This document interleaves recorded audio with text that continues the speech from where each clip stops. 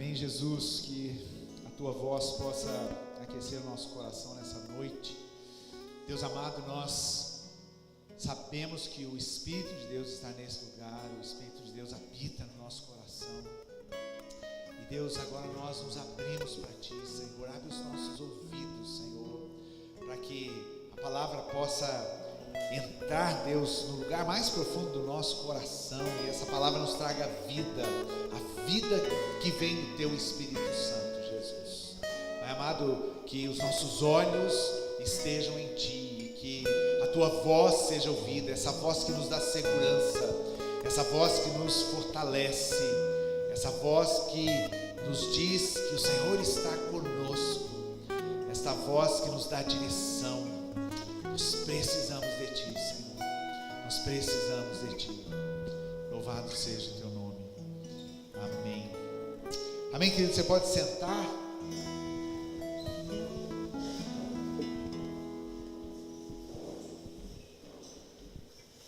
Bom, hoje então, nosso segundo domingo do mês, e nós estamos falando sobre futuro, né? Sobre as possibilidades daquilo que Deus tem para nós aqui nesse lugar. E já há algumas semanas eu venho refletindo sobre esse texto que eu quero pregar nessa noite. E eu queria te convidar então para ou acompanhar aqui na tela, ou então abrir a sua Bíblia, no Evangelho de Mateus, capítulo 9, nós vamos ler do verso 35 a 38. Mateus 9, 35 a 38. Uma passagem bastante conhecida dos evangelhos e bastante importante, né? Bastante contemporânea, né? Uma passagem muito importante para os nossos dias hoje. A palavra de Deus diz assim: Jesus andava visitando todas as cidades e povoados. Ele ensinava nas sinagogas, anunciava a boa notícia sobre o reino e curava todo tipo de enfermidades e doenças graves das pessoas. Quando Jesus viu a multidão, ficou com muita pena daquela gente, porque eles estavam aflitos e abandonados como ovelhas sem pastor. Então disse aos discípulos: a colheita é grande mesmo, mas os trabalhadores são poucos. Peçam ao dono da plantação que mande mais trabalhadores para fazerem a colheita. Vamos ver juntos essa segunda parte aí do verso 37, né? Jesus diz aos discípulos o quê? A colheita é grande mesmo, mas os trabalhadores são poucos. Peçam ao dono da plantação que mande mais trabalhadores para fazerem a colheita. Eu queria começar essa mensagem perguntando para você o propósito da encarnação. Por que Jesus se tornou homem? Por que Jesus teve que vir a este mundo, vestir as roupas de humanidade, enfrentar todas as limitações que um ser humano enfrenta? Qual era o propósito disso? Geralmente, quando a gente pensa no propósito da encarnação, a gente pensa em salvação, né? Ele veio porque ele precisava assumir nosso lugar, ele precisava morrer naquela cruz, o sangue dele precisava ser derramado para que nós fôssemos salvos. E isso é uma verdade. Só que o propósito da encarnação, ela foi muito mais abrangente, muito maior do que o final da história, que é a cruz, né? A cruz era um momento climático, era um momento onde, de fato, Deus teve que assumir os nossos pecados ali no seu Filho Jesus Cristo. Foi o ápice, naquele momento chave do plano redentivo de Deus. Se não houvesse a cruz, de nada adiantaria todo o ministério de Jesus, tudo aquilo que ele anunciou e tudo aquilo que ele pregou. Então a cruz de fato tem algo assim muito importante, tem uma importância muito grande nesse plano da redenção.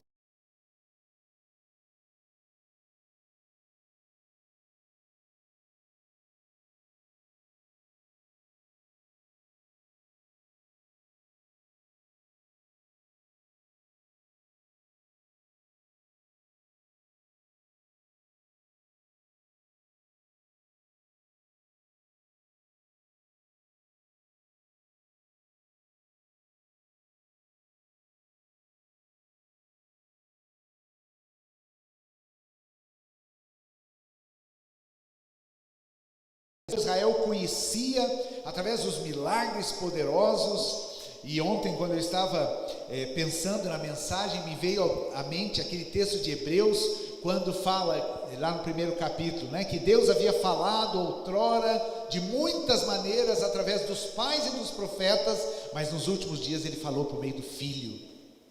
A fala de de Deus por meio do Filho, Jesus Cristo, foi uma fala onde Ele mostrou quem Ele era, mostrou a sua compaixão, a sua graça, a sua misericórdia, que foram encarnadas na pessoa de Jesus.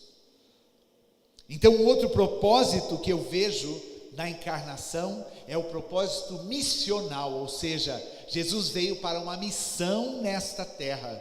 Jesus veio para cumprir a missão de Deus. Às vezes a gente tem o hábito de dizer, né, sobre a missão da igreja, né, sobre a minha missão, mas na verdade nós trabalhamos numa missão que é de Deus. E a missão de Deus qual é? Resgatar o homem que está perdido e distante nos seus caminhos. Esta foi a missão de Deus desde a eternidade, desde o pecado, onde aconteceu a separação. E você já pensou nisso? Deus está trabalhando nisso há muitos anos, há milhares de anos, trazer de volta. E agora em Jesus Cristo, Ele consegue consumar esse plano, porque todo aquele que crê em Jesus Cristo, recebe uma nova vida, é trazido para o reino do Pai, e é restaurado e regenerado na imagem de Deus. Então existe um propósito de missão em Jesus Cristo, uma missão que era do Pai, e que o Pai enviou para que Ele cumprisse aqui na terra. E essa missão era o quê? Resgatar o homem da sua condição, era pregar o evangelho do reino, era estabelecer o reino de Deus nesta terra. Aqui no verso 35, o autor, ele narra o seguinte: Jesus andava visitando todas as cidades e povoados. Este era o ministério de Jesus. Ele ia de cidade em cidade, em povoado, e ele anunciava o reino de Deus, e ele manifestava o poder do reino de Deus sobre esta terra.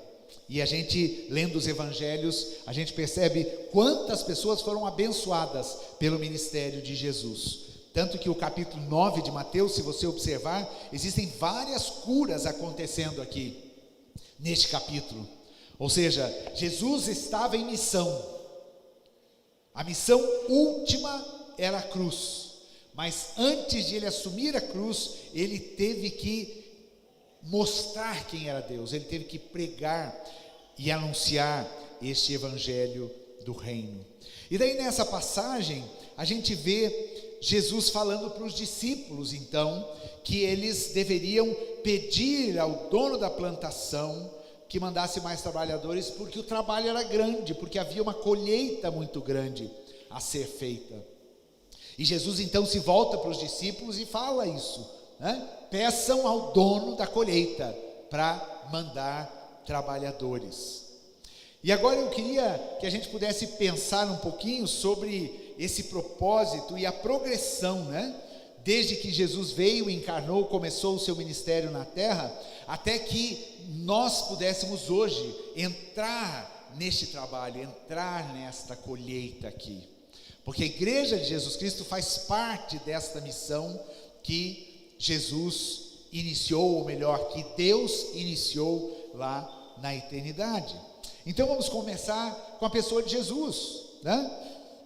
Eu imagino assim, está lá a Trindade em conversa, né? E Deus falando dos tempos, né, das épocas do seu povo, e olhando para o povo de Israel, e levantando profetas, e incentivando as pessoas a se voltarem para Deus, e de repente a Trindade ali, Deus Pai, Filho e Espírito Santo conversando e falando: é agora que é o momento de nós colocarmos o último cartucho desse plano em ação. E daí Deus se volta para Jesus e fala: filho, você vai ter que descer, você vai ter que assumir esta missão, para que a gente possa completar aquilo que nós idealizamos desde a eternidade. E daí a gente lê, por exemplo, lá no livro de Atos, né, capítulo 4, quando Pedro está pregando, depois do Pentecostes, né, cheio do Espírito Santo, e pregando sobre o Evangelho do Reino, ele diz ali no verso 12, a salvação só pode ser conseguida por meio dele, pois não há no mundo inteiro nenhum outro Deus que tenha dado aos seres humanos, nenhum outro que Deus tenha dado aos seres humanos por meio do qual possamos ser salvos. Olha o que Jesus conquistou, né? Um nome que está acima de todo nome. Ele conquistou o poder de salvar todas as pessoas. E isso aconteceu em todo o seu ministério e isso se concretizou na cruz e depois com a ressurreição que ele recebeu da parte do Pai. Mas nesse tempo do ministério de Jesus, antes que a cruz chegasse, ele se ocupou com o seu ministério. E esses versos aqui do capítulo 9 vão nos dizer o que Jesus fazia. Ele ia de cidade em cidade, ele ensinava nas sinagogas, ele anunciava o reino de Deus, dizendo que o reino de Deus havia chegado sobre a terra, e ele curava os enfermos e as pessoas que tinham doenças graves.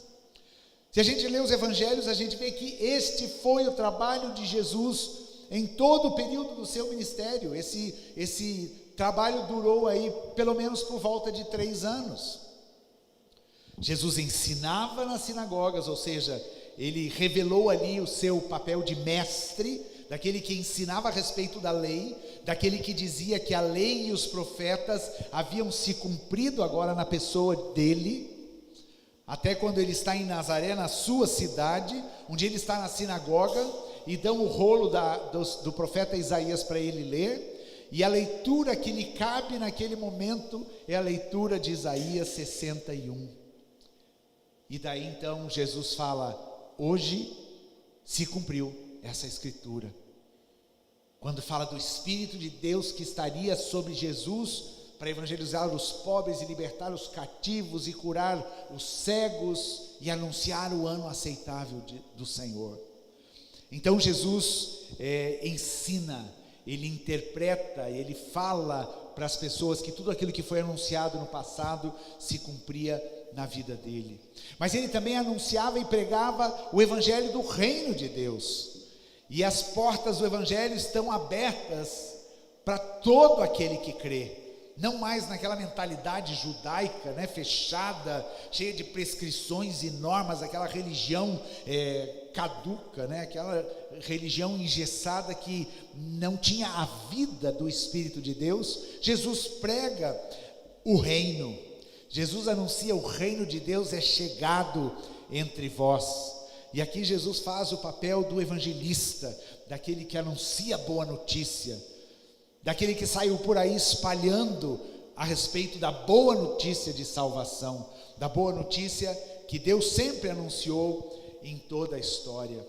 E por fim, a gente vê que toda a pregação de Jesus, e Paulo vai falar isso também, né? Quando Paulo está em Corinto, ele fala, eu não vim pregar no meio de vocês com sabedoria humana, mas eu vim pregar no poder do Espírito Santo de Deus.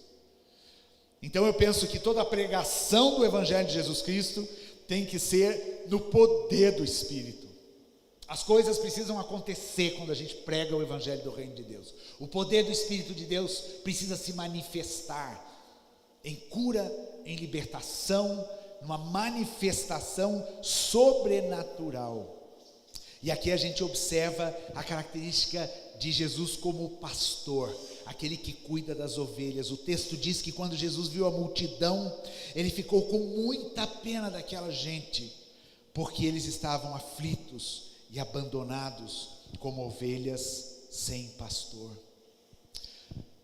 Mas aí chegou um momento no ministério de Jesus, e talvez para sua surpresa, esse momento não foi logo nos primeiros dias do ministério, mas alguns chegam a dizer que Jesus praticamente pregou o evangelho, ensinou nas sinagogas e curou os enfermos por quase 1 ano e 1 ano e meio até chamar os seus discípulos.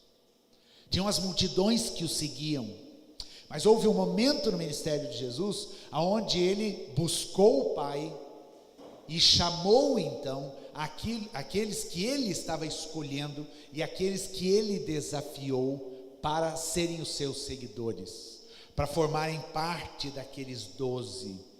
Então eu acredito que neste primeiro momento do ministério, Jesus observava as pessoas, Jesus estava atento àqueles que estariam dispostos a largar tudo e segui-lo. E depois, quando ele vai chamando um a um dos discípulos, né, a gente observa que é exatamente isso a resposta deles. Isso não aconteceu no primeiro dia que Jesus começou a pregar. Os discípulos já conheciam a Jesus, já sabiam sobre o que ele estava ensinando, já de alguma forma haviam observado que algo muito importante estava acontecendo na história da nação de Israel, e por isso eles largaram tudo para seguir a Jesus. E tem até aquela passagem quando Jesus chama os discípulos, né? E ele diz para que eles o seguissem, para que Jesus fizesse deles pescadores de homens. Agora, por que Jesus resolve chamar estes discípulos? Porque na verdade a agenda de Jesus era uma agenda bem cheia, era uma agenda de muitos compromissos. Então Jesus, pensando estrategicamente, disse: eu preciso ter pessoas com quem eu possa dividir este trabalho.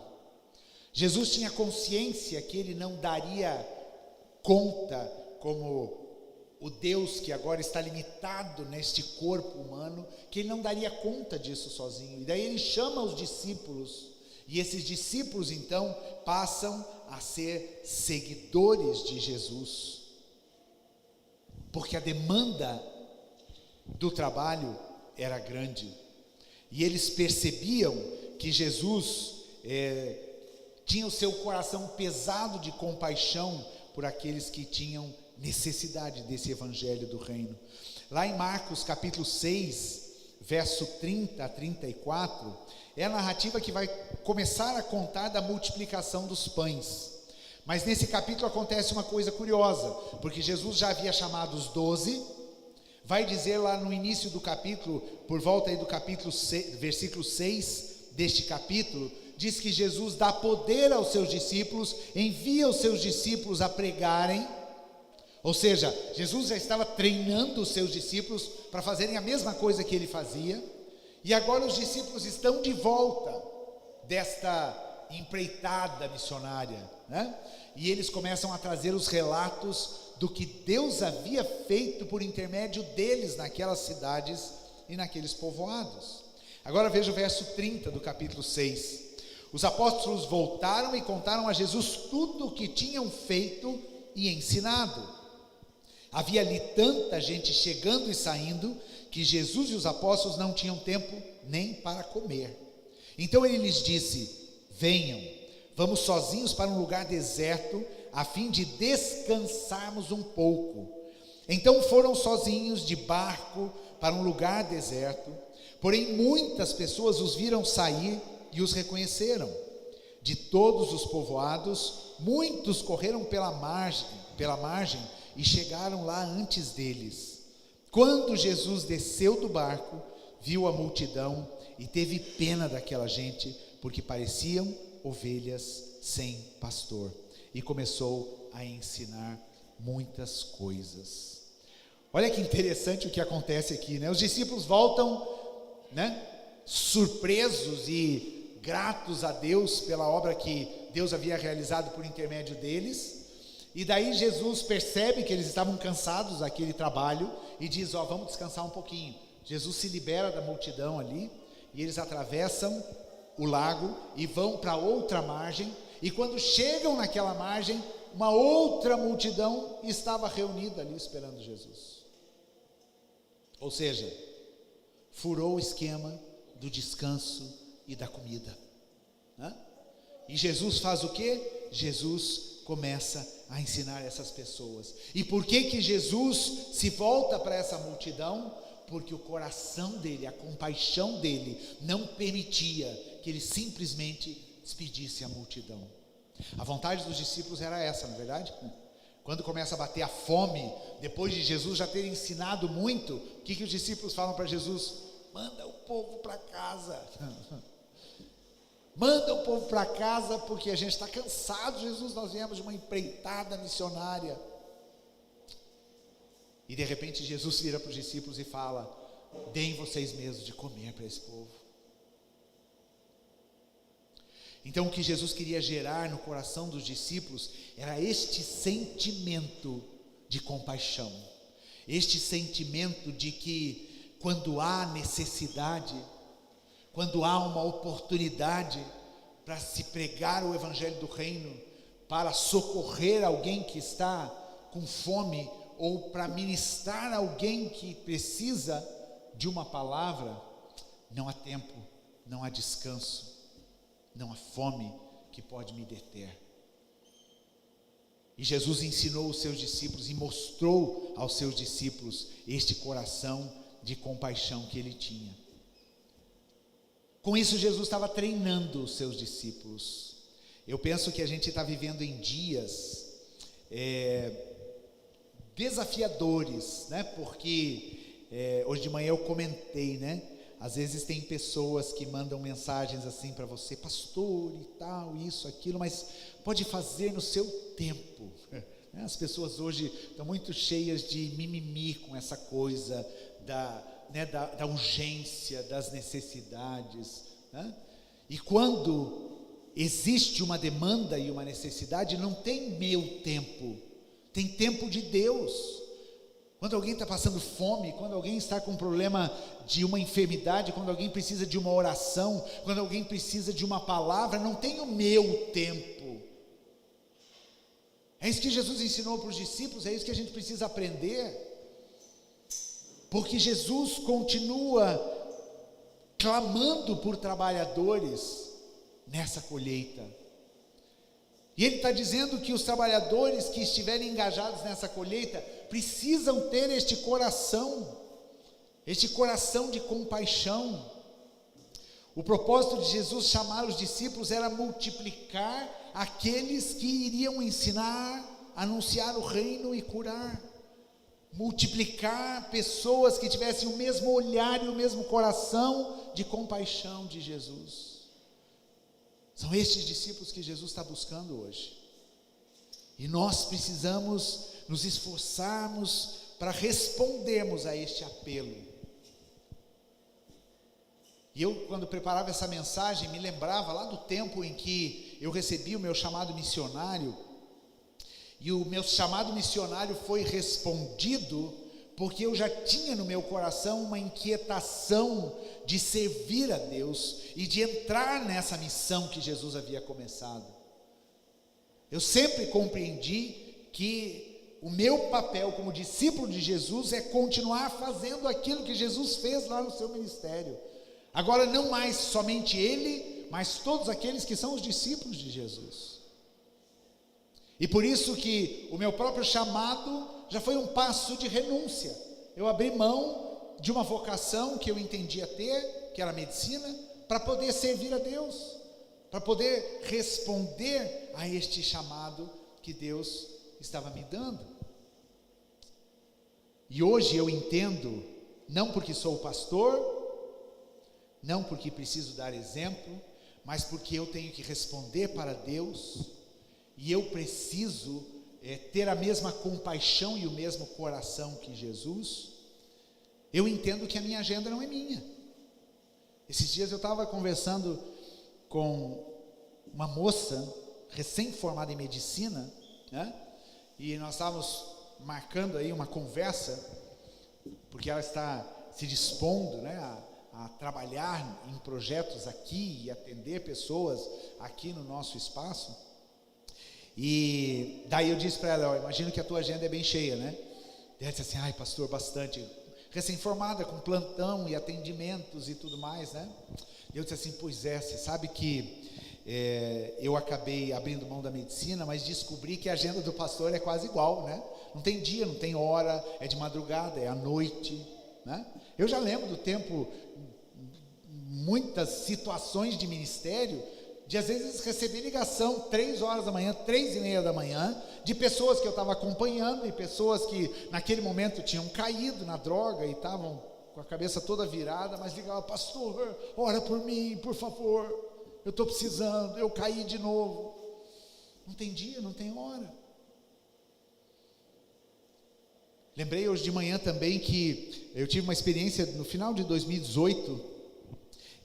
Eu fui colocado em contato com uma família que estava vivendo um momento bem crítico do estado terminal do chefe daquela família, o Luiz Fossati, e ele era um cara assim, formado em medicina veterinária, tinha trabalhado nas grandes empresas aí, né, de abatedouro de animais e tudo mais, né? Um cara com uma influência muito grande, uma posição muito grande, mas estava acometido de um câncer já no seu estado praticamente terminal. Eu convivi com ele um pouquinho mais de um mês, e eu comecei a visitá-lo, né, no hospital, orando com ele. Ora ele estava no hospital, ora ele estava em casa, mas foi tão precioso aquilo, porque você não tem como você não se envolver, né, com uma história como essa. Não é simplesmente o trabalho de um pastor, chega lá, faz uma oração. Não, você acaba se envolvendo. E eu conheci os filhos, e eu conheci a dor da esposa, vendo toda aquela situação. Mas eu também tive um privilégio tão grande, porque logo no começo da nossa caminhada eu falei de Jesus para ele, eu orei com ele, ele declarou Jesus como Senhor da sua vida, e ele me confessou em uma das conversas. Ele disse assim: pastor, o que eu estou me percebendo agora é que eu vivi a minha vida inteira para mim mesmo, eu não tinha tempo para buscar a Deus, e agora eu estou entendendo que minha vida está nos seus últimos dias, e eu quero, nesse pouco tempo que me resta, conhecer esse Deus. Como não se compadecer de uma história dessa? Eu dei uma Bíblia para o Fossati, e depois de uma semana eu fui visitar. Ele disse assim: pastor, eu já li o Novo Testamento inteiro. Aquele homem estava com uma sede, uma fome de Deus. E cada vez que eu ia lá, um apartamento muito bom, uma família, condição financeira muito boa, mas vivendo esta dor. E eu fico pensando, como Jesus olharia para essa situação? O que Jesus faria no meu lugar, né? Esta é a pergunta de milhões, né? Que inclusive gerou um livro lá na década de 80, em Meus Passos, o que faria Jesus. E eu lembro que foi mais ou menos, se eu não me engano, dia 17 ou 18 de dezembro, um pouquinho antes, eu lembro que era bem perto do meu aniversário.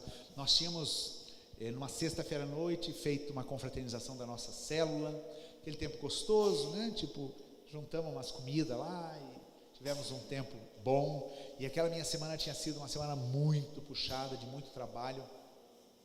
E nós chegamos em casa, Cristina e eu, já tinha passado da meia-noite, e eu assim, estava indo para casa pensando: cama, quero descansar. E daí, às vezes eu até ignoro o celular, o WhatsApp e tal, mas naquele momento eu já estava deitado, a Cristina já estava praticamente dormindo. Eu fui olhar o meu celular e tinha uma mensagem da Márcia: pastor, o Fossati acabou de partir. Daí imediatamente eu liguei para ela. Eu disse: Márcia, como vocês estão? Vocês precisam da minha ajuda. Ela disse: pastor, se o senhor puder nos ajudar, porque a gente está meio desorientado. A família inteira dela não era daqui de Curitiba, tinha vindo um irmão dele também, que era do interior de São Paulo. Ela disse assim: a gente não conhece nada aqui. Eu disse: Márcia, me dê alguns minutos, eu logo encontro você aí no hospital. Levantei da cama, pus a minha roupa e fiquei praticamente a madrugada inteira com aquela família. Mais ou menos como estavam os discípulos aqui, né? Tipo, Jesus fala: vamos lá descansar. Mas daí chega no momento de descansar, tem uma outra necessidade. E daí eu vi o quão importante é. E daí eu olho às vezes para a minha agenda, para as minhas urgências, para as minhas demandas, e eu olho para uma necessidade tão grande de uma família como essa. Eu disse: o que são as minhas demandas diante disso? Eu preciso responder como Jesus responderia a essa família. E foi uma coisa tão interessante. Hoje de manhã eu fui mais breve nesse relato, mas foi tão interessante porque o irmão dele que o viu aí, porque ele ficou consciente praticamente até os últimos momentos, só praticamente no último dia que ele sofreu bastante e acabaram sedando ele. Mas quando eu estava com o irmão dele, com o filho na funerária, vendo todas as questões, né? Porque o corpo ia ser trasladado lá para Florianópolis para ser enterrado lá. O rapaz da funerária perguntou: a família é católica, vocês querem os paramentos católicos? Imediatamente o irmão dele respondeu: não, meu irmão era presbiteriano. Isso simplesmente desse contato e deste tempo, né? Então, com tanta dor, a vida do Fossati deixou um testemunho. A família queria que eu fosse com eles até Florianópolis para fazer o sepultamento. Nós queremos muito, mas eu lembro que naquele dia nós teríamos a celebração de Natal aqui, mas eu consegui alguém que pudesse acompanhar a família lá. Enfim, queridos, isso Jesus ensinou, né? Que a gente precisa entender a urgência e entender as necessidades e estarmos disponíveis. Quando Jesus conversa com os discípulos, lá em João capítulo 4, ele está conversando na verdade com a mulher samaritana. Os discípulos chegam e daí os discípulos estão preocupados com Jesus, porque Jesus não tinha comido, e a conversa era: Jesus, você não comeu, nós trouxemos comida. E daí a resposta de Jesus é o quê? A minha comida é fazer a vontade daquele que me enviou. E daí Jesus se volta para os discípulos e fala: vocês estão dizendo que a colheita ainda vai demorar 4 meses? Eu digo para vocês: levantem os olhos, porque a colheita já está pronta, os campos já estão brancos. Se você não enxerga a colheita, você não vai pedir por mais trabalhadores. E talvez a gente como igreja não esteja pedindo ao Senhor: Senhor, envia mais trabalhadores para a colheita, porque nós não enxergamos a colheita. Nós não entendemos que o tempo é agora. Nós estamos pensando talvez que é daqui um tempo ainda. Não, acho que tem gente suficiente para trabalhar. Portanto, esta é uma exortação para a igreja hoje: ergam os olhos. Ergam os olhos, porque os campos estão brancos, há uma colheita a ser feita. E eu tenho experimentado e vivido isso aqui neste bairro. Há uma colheita a ser feita neste lugar. E Jesus está falando: peçam ao dono da plantação trabalhadores. Agora, Jesus começou a obra, Jesus arregimentou os discípulos para poderem dar continuidade. De fato, os discípulos fizeram um excelente trabalho, mas Jesus pensou na igreja. Jesus, no final do seu ministério, ele anunciou que ele iria edificar a sua igreja, na declaração que Pedro disse: tu és o Cristo, o Filho do Deus vivo. Jesus não somente pensou naqueles discípulos, mas ele pensou em discípulos que gerariam discípulos e que gerariam discípulos, e ali então ele formaria a sua eclésia, a sua igreja. E esse conceito, esta palavra, ela não é uma palavra que Jesus inventou, não é uma palavra que está dentro do vocabulário gospel espiritual, mas a palavra eclésia no grego era a reunião dos cidadãos de uma cidade que se reúnem preocupados pelo bem-estar dessa cidade. A eclésia, num contexto de cultura grega, são cidadãos que estão preocupados com a cidade. E daí vem o apóstolo Paulo e fala que nós somos os embaixadores do reino de Deus nessa terra. Essa terra não é nossa, ou melhor, a nossa terra, a nossa cidadania não está nesse mundo. Nós estamos aqui como peregrinos, nós estamos aqui para uma missão, nós estamos aqui para mostrar para as pessoas a cultura do reino de Deus. E isso nós precisamos viver. É isso que Jesus pretende de todo discípulo seu, que se engaje nesta missão da igreja. E a missão da igreja é esta: é é mostrar a cultura do reino de Deus, é a gente poder conviver com as pessoas e dizer: isto é reino. Como é bom a gente ter a oportunidade de mostrar para as pessoas que o reino de Deus é assim, é alegria, é paz, é justiça, que o reino de Deus desembaraça caminhos, que o reino de Deus transforma vidas, que o reino de Deus traz paz sobre famílias, que o reino de Deus reconcilia pessoas, que o reino de Deus promove cura, promove transformação. A gente está com um trabalho na escola Clair do Rocio, e a gente tem um programa de incentivo ao aprendizado, e graças a Deus a igreja já está naquela escola há 10 anos pelo menos, trabalhando juntos. Nós temos aqui a nossa irmã Carleni, que é diretora da escola Alberto Krause.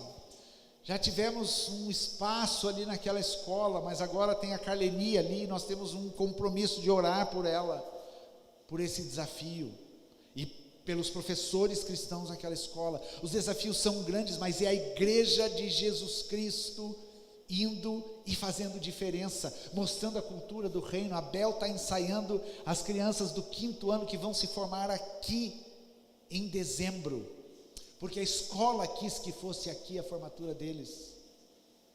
E a Bel está ensaiando uma musiquinha, e um grupo de irmãs aí estão indo toda segunda e quarta-feira para fazer o reforço escolar ali na escola Clair do Rocio. E assim nós estamos sendo o reino de Deus, embaixadores do reino de Deus nessa terra, abençoando, ensinando, pregando o reino de Deus, orando por pessoas. E essas são as oportunidades que Deus tem nos dado, e é para isso que a igreja existe.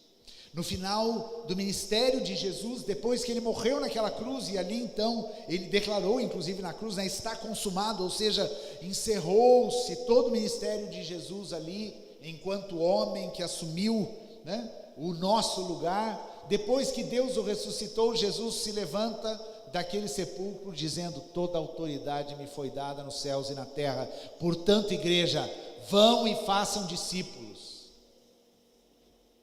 Gente, eu não consigo entender a igreja fazendo outra coisa senão isso. Tudo que nós fazemos como igreja precisa ter como resultado último fazer discípulos de Cristo, gerar pessoas no reino de Deus, porque assim essa roda tem girado desde aquele momento. E uma pergunta que eu me fiz quando eu estava lendo esse texto de Mateus é: será que esse pedido de Jesus, para que fosse enviado mais trabalhadores para a colheita foi ouvida? Será que essa oração dos discípulos, será que a igreja nesses 21 séculos que se passaram tem pedido ao Senhor por trabalhadores? E a resposta é sim, porque nós estamos aqui, Mas agora eu também pergunto: será que ainda é necessário nós continuarmos orando por trabalhadores, pastor Jefferson? Será que ainda nós precisamos hoje clamar ao Senhor da seara por mais trabalhadores? Sim, também nós precisamos, porque a colheita é grande e os trabalhadores são poucos. Aquele que Jesus chama é para esse propósito, é para ser como Ele, no seu propósito missional, ou seja, viver para ensinar, para anunciar o reino de Deus e para curar. É isso que Jesus espera de mim e de você como discípulos de Jesus. Portanto, nós, igreja, somos uma continuação do ministério de Jesus nessa terra. E às vezes a gente ouve pessoas dizendo: não sei o meu dom, eu não sei o que eu faço. Querido, vai para os evangelhos. A minha inspiração de vida está nos evangelhos. O que Jesus fazia é aquilo que eu devo fazer, porque é isso que Ele espera que nós sejamos esta continuação. Ele nos capacitou para isso, para nós continuarmos o seu ministério. Então, quando eu vou visitar alguém na casa de uma pessoa, eu digo: eu preciso orar por esse lugar, eu preciso abençoar esta casa. Se tem uma pessoa enferma na célula, ou em qualquer lugar que eu encontro, eu não posso sair daquele lugar sem orar por cura sobre aquela vida. Se eu encontro alguém que fala a respeito das suas lutas e das suas dificuldades, eu não posso deixar aquela pessoa sem pregar o evangelho do reino. Porque para isso a gente foi chamado. E eu queria desafiar você no final dessa mensagem a considerar isso, porque nós estamos precisando de trabalhadores. Aqui, Manaim está precisando de trabalhadores. Nós precisamos de trabalhadores com as crianças, nós precisamos de trabalhadores no louvor, né, Cris? Nós precisamos de trabalhadores na diaconia, nós precisamos de trabalhadores no programa de incentivo ao aprendizado que acontece na escola, nós precisamos de trabalhadores na condução das células, nós precisamos de trabalhadores. E a gente precisa orar por isso, pedir ao Senhor da seara. E eu disse hoje de manhã que eu vim com essa camiseta, né? Essa camiseta que eu falei dela esses dias, porque atrás tem exatamente esse versículo, né? Pedi ao Senhor da seara que mande trabalhadores. E eu lancei um desafio para a igreja. E o desafio é o seguinte: nesta próxima semana, a partir de amanhã, nós, todas as noites, às 9h38 da noite, nós pararmos por 15 minutos para a gente orar por trabalhadores, orar baseado nessa palavra de Jesus aqui. Senhor, precisamos de trabalhadores, precisamos de pessoas se levantando, precisamos de pessoas que estão dispostas a anunciar o reino, e juntos como igreja, nós orarmos todos os dias desta próxima semana. Então, se você quer aceitar esse desafio, já coloque o alarme ali, ative o alarme no seu celular, e a partir da manhã, às 9h38 da noite, nós vamos estar juntos em oração. Existe um processo que Deus faz na nossa vida, assim como Jesus, né? Pegou os discípulos, enviou a pregar, orientou como deveriam fazer, né? Depois os trouxe de volta e ensinou, né, o que era ser um discípulo no reino. Assim nós precisamos passar também. Nós precisamos ser preparados para esta obra que o Senhor está fazendo no mundo hoje. E eu termino lembrando que quando Isaías, lá no capítulo 6, ele está diante do trono de Deus no templo, e ele tem aquela visão da glória, da santidade de Deus, ele ouve uma voz, e essa voz diz: a quem enviarei? E quem há de ir por nós? A mesma voz que clama nos dias de hoje, clamou lá atrás, e Isaías, ao ouvir aquela voz, a quem enviarei e quem há de ir por nós? Isaías se levanta e diz: eis-me aqui, envia-me a mim. Isaías é resposta àquele clamor. Querido, quando Jesus chega para mim e para você e fala: tem muito trabalho no reino, a colheita está grande e precisa de gente, o que você acha que ele espera ouvir de mim e de você? Se não: Senhor, eu estou disposto, me envia. Isso não tem a ver com placa de igreja, isso não tem a ver com instituição, isso tem a ver com a minha resposta no chamado de Deus para a minha vida. E isso de fato mexe muito conosco, porque muitas vezes nós queremos fazer as coisas e recebermos um elogio, nós queremos a recompensa, nós queremos fazer aquilo que está ao nosso alcance, aquilo que vai ser cômodo, né? Aquilo que não vai bagunçar a nossa agenda. Mas não é assim no reino de Deus. Ele pede mais, ele pede além, né? E todo aquele que tem essa consciência diz para o Senhor, né? E muitas vezes eu falo isso para o Senhor: Senhor, a minha agenda hoje está aqui, ó. Eu tenho umas coisinhas que eu tenho organizado para fazer, mas se isso não acontecer, tudo bem. E muitas vezes eu vejo Deus virando a minha agenda do avesso, porque assim eu sou o servo, Ele é o Senhor, eu sou o discípulo, Ele é o mestre. e é o que eu quero para a minha vida, por entender que foi para isso que eu fui chamado. Vamos nos colocarmos de pé, queridos, para a gente encerrar. E eu quero te dar aí alguns segundos para você responder ao Senhor. Talvez você já esteja servindo ao Senhor de muitas maneiras, ou já serviu o reino há tanto tempo, não importa. Pode ser que hoje o Senhor esteja querendo renovar este seu compromisso do serviço. Talvez você possa sempre olhar para aquilo que Deus está pedindo para você e entender que isso não cabe na tua agenda, você não tem disponibilidade, e Deus quer que você reveja isso hoje.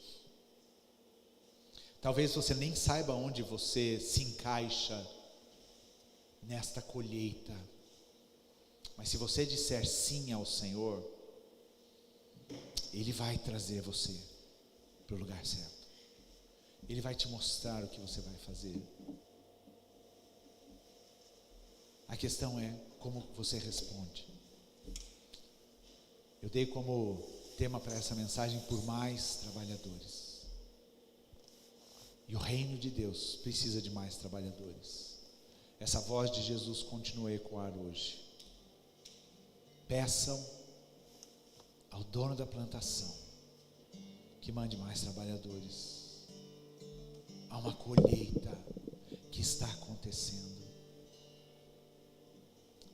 E Jesus está precisando de mais gente engajada, mais gente disposta. E se você quer dizer o teu sim para o Senhor, se você quer responder como Isaías: eis-me aqui. Primeiro pense que esse eis-me aqui tem um preço, e faça isso consciente. A Bíblia fala que a gente não deve votar nada a Deus impensadamente. Mas se você quer dizer para o Senhor: Senhor, eis-me aqui, eu quero ser usado pelo Senhor, conta comigo nessa colheita. Eu queria te convidar a você levantar uma das suas mãos para a gente orar junto aqui. E eu levanto a minha porque eu entendo que não há outro caminho. Não há outro caminho. Foi para isso que eu fui escolhido, foi para isso que eu fui chamado pelo Senhor. É isso que me dá prazer, é isso que me dá alegria, servir o meu mestre. Mantenha sua mão levantada. Jesus amado, aqui estão aqueles que nesse momento respondem ao Senhor, Deus, e se dispõem, Deus, a serem trabalhadores, Pai, porque há muito trabalho no teu reino, Pai amado. E nós nos levantamos aqui nessa noite para dizer: Senhor, conta conosco. Pai amado, nós queremos fazer aquilo que o Senhor nos ensinou a fazer, aquilo que o Senhor nos capacita a fazer. A tua palavra me diz que todas as coisas me foram dadas para que eu possa ser conduzido para a vida e para poder manifestar o reino de Deus nesse mundo. O Espírito de Deus que faz esta obra está sobre nós, está em nós. E os sinais do reino seguem aqueles que são anunciadores do reino. Pai amado, que o Senhor abençoe, que o Senhor nos levante na autoridade, no poder do teu Espírito Santo, e que o Senhor abençoe também o coração daqueles que muitas vezes enfrentam as suas lutas nesta área específica de se dispor destemidamente ao Senhor. Pai, em nome de Jesus, fala, Senhor, com estes teus filhos amados, Deus amado, e que neste lugar se levante um exército para realizar a obra do Senhor. Deus, não nos faltará trabalho, não nos faltará poder do teu Espírito Santo, não nos faltarão oportunidades para a gente levantar o nosso estandarte, o nosso pendão e dizermos que nós somos do reino de Deus, nós somos embaixadores deste reino e queremos mostrar o que é viver neste reino para as pessoas que estão à nossa volta. E assim como Jesus pregava arrependei-vos porque o reino de Deus está próximo. Nós também queremos pregar, arrependam-se e venham para o reino, porque este reino já está aqui, e este reino é para todo aquele que crê e o recebe. Deus, em nome de Jesus, abençoa essas vidas, Senhor, abençoa esta igreja, e nós clamamos ao Senhor, levanta trabalhadores neste lugar, para a honra e glória do Teu nome, Jesus. Amém e amém. Podem